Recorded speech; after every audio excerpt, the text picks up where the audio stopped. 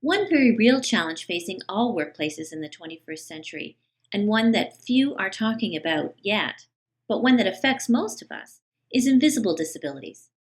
When we talk about disabilities, we tend to think of someone with a physical disability that you can see. Today, more and more people are becoming aware of invisible disabilities like high-functioning autism, depression, attention deficit disorder, anxiety, and dyslexia, among others. We tend to focus on children when we talk about these kinds of disabilities, but our children grow up to be adults and enter workplaces across the country. Here's some facts worth noting. In 2006, 34.5% of people living with learning limitations age 50 to 64 reported that they were employed.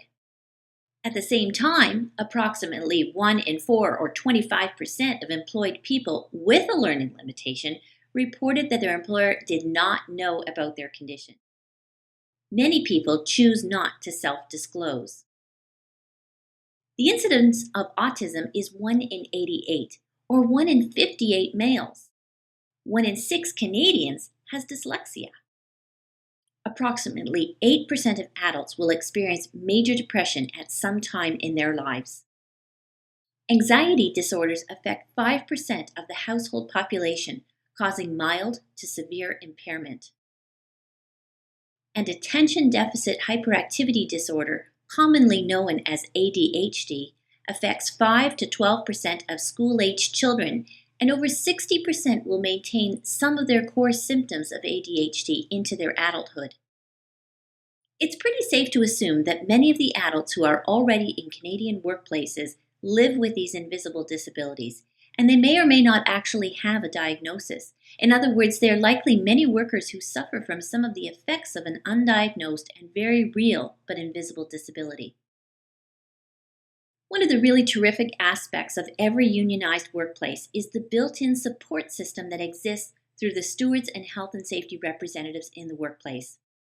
For those struggling with any of these disabilities, these reps provide a friendly and supportive person to whom they can turn for advice and help. For example, for someone with high-functioning autism who struggles with some of the social norms and expectations of the workplace, the steward can be a confidant to help guide them through some of the social situations that may cause them high levels of anxiety and would otherwise interfere with their ability to fully contribute to their workplace. But this support system is only effective if the stewards and health and safety representatives have the necessary awareness and support training to be able to assist members in these situations. In the past, people with any kind of disability were assigned menial tasks, but in the future, we want to be able to provide meaningful work opportunity to everyone, including those with visible and invisible disabilities. What is your union doing to help the many Canadians in our workplaces who struggle with managing these invisible disabilities every day? Let's do coffee, either at your favorite local coffee shop or virtually over the internet.